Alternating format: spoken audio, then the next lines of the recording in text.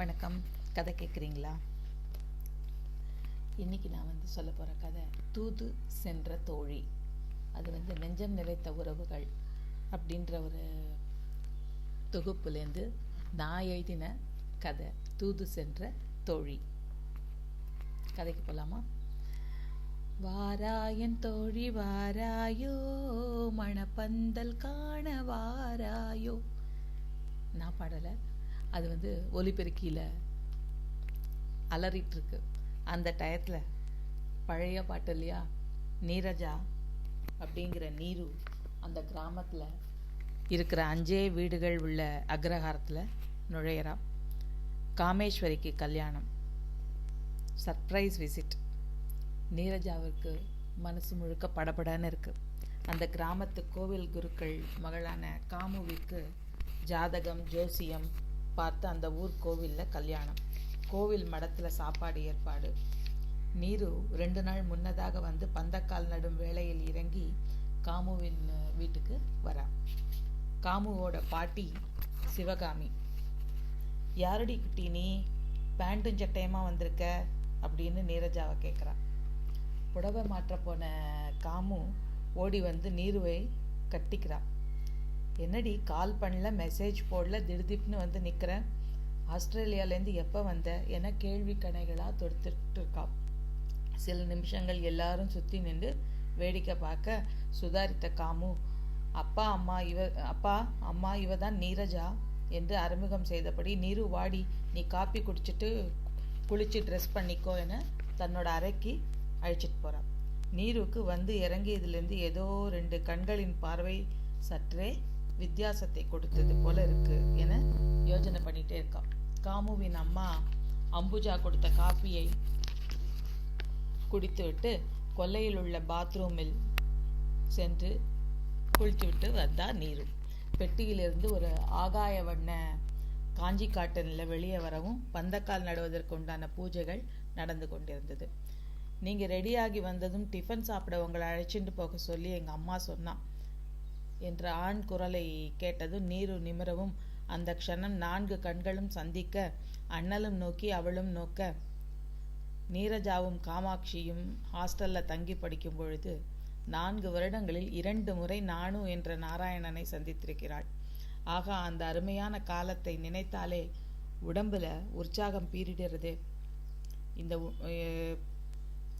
இந்த உணர்வு மிக நீண்ட நாட்களுக்கு பிறகு நீருவுக்கு வருகிறது. பரிமாறுபவர் கையிலிருந்து நானு இட்லி, வடை, சட்னி, நெய்யொழுக கேசரியை நீருவின் இலையில் பரிமாற, தேங்க்யூ என்று மெல்லிய குரலில் முனகுகிறாள் நீரு.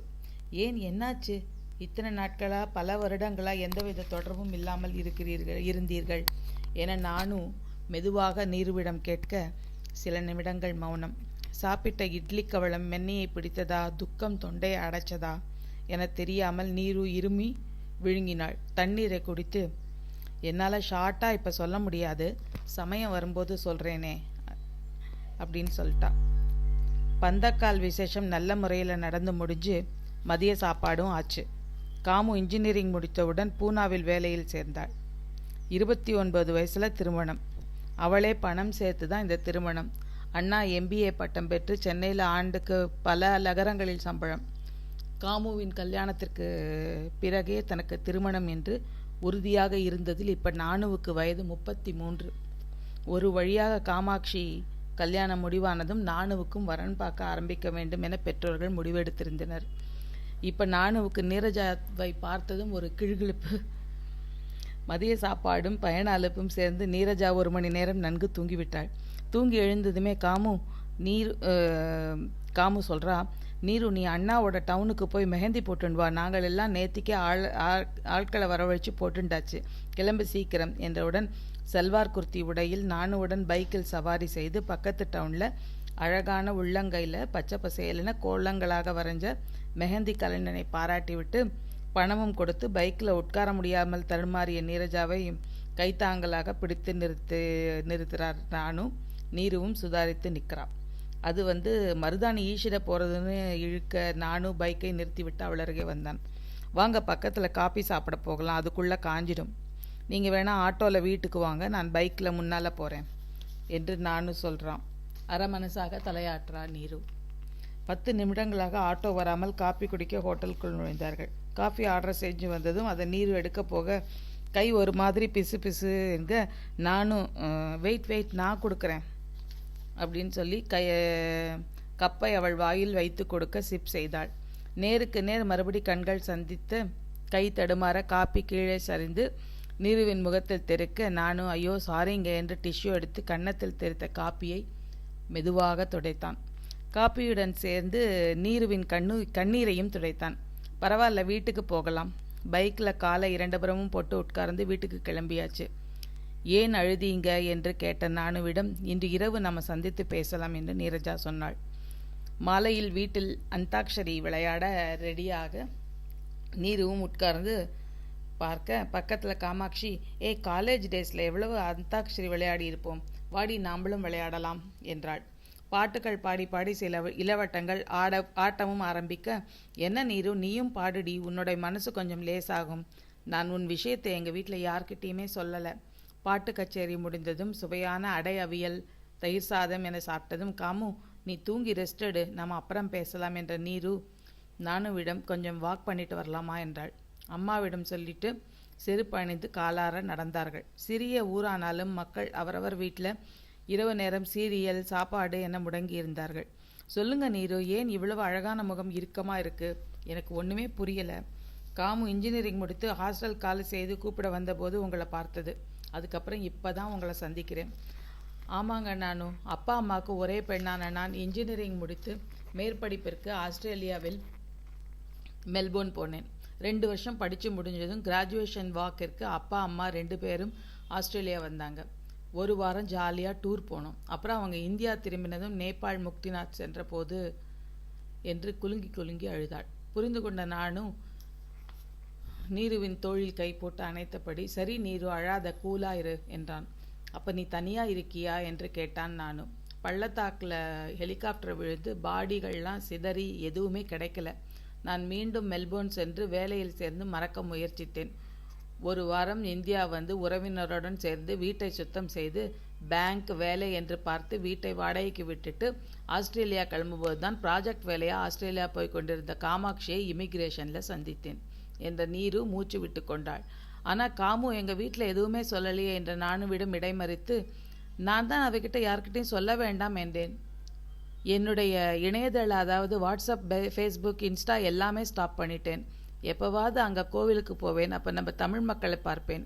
காமுவின் எந்த இமெயிலுக்கும் பதில் போடவே மாட்டேன். தனிமை வெறுமை என்னை வாட்டத் தொடங்கியது. இப்போ கொஞ்ச நாட்கள் முன்ன காமுவின் கல்யாண பத்திரிகை இமெயிலில் பார்த்ததும் குதூகலமாகி காமுவிடம் சொல்லலாம்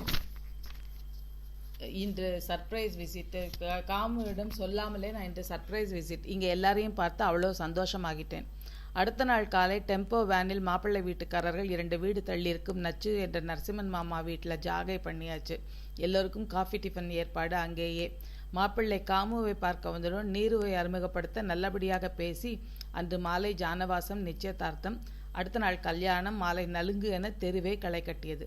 நீரு எல்லா நிகழ்வுகளிலும் கலந்து கொண்டாள். அவ்வப்பொழுது நானுவை பார்த்ததால் பரவசமாகி கண்களாலேயே சிரிப்பாள். இரவு சடங்கு, அது கிராமம் என்று நானு பக்கத்து டவுன் ஹோட்டலில் சூட் ரூம் புக் செய்து அலங்கரித்து ஏற்பாடு செய்தான். அடுத்த நாள் கட்டுசாத்தின் போதே காமு அம்மா நீரஜாவையும் தங்களுடன் சென்னை வர சொன்னாள். தயங்கியபடியே நீரும் ஒப்புக்கொண்டாள். சென்னையில் ரிசப்ஷன் அட்டன் செய்தாள். இந்த லைட் பிங்க் காக்ரா சோழி செம அழகாக இருக்கே நீரு என்ற நானு தனது தங்கை நிற்பதை கூட கவனிக்கவே இல்லை. காமுவும் கண்டுக்காமல் இருந்து ரிசப்ஷன் முடிந்து வீட்டுக்கு போனதும், அம்மா நீருவை பற்றி நீ என்ன நினைக்கிற? நானுவுக்கு கல்யாணம் பண்ணலாமா? அவ பாவம், அம்மா அப்பா யாருமே இல்லை. அப்பா நீங்க என்ன சொல்றீள் என்றாள். காமு நீருவின் அப்பா அம்மா கதையை சொன்னதும் எல்லாம் பகவான் சித்தம் என்றபடி, நீரு இங்கே வாமா, இனிமே நாங்க தான் உனக்கு மாமனார் மாமியாராக இல்லாம அப்பா அம்மாவாக இருப்போம் என்ற காமுவின் அம்மாவை நீரு இன்ப அதிர்ச்சியாக பார்த்தாள். நானுவை பார்த்ததும் காதல் பொங்கி பெருக கண்ணும் கலந்து சொந்தம் கொண்டாடுதே. நானு காமுவிடம், என்னம்மா நான் எதுவுமே சொல்லாம என் விஷயம் எவ்வளவு சுலபமாக முடிஞ்சது. என் தோழிக்காக நான் சென்ற தூது என்ற காமு நீருவை பார்த்து கண்ணடித்தாள். தூது சென்ற தோழி, நல்லா இருக்குல்ல கதை? கொஞ்சம் காதல் இந்த கதை இப்படி தான் இருக்கும். ஆனால் தோழிக்காக எல்லாம் செஞ்சுருக்காங்க இல்லையா. நட்பு தான் பெருசு உண்மையிலேயே.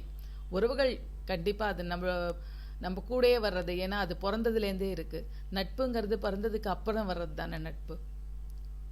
அதான் தூது சென்ற தோழி. இது நெஞ்சம் நிறைத்த உறவுகள்ங்கிறதுல தோழியும் நான் இணைச்சிருக்கேன். ஏன்னா உறவுக்கு இணையானது தான் நட்பு. நன்றி, வணக்கம்.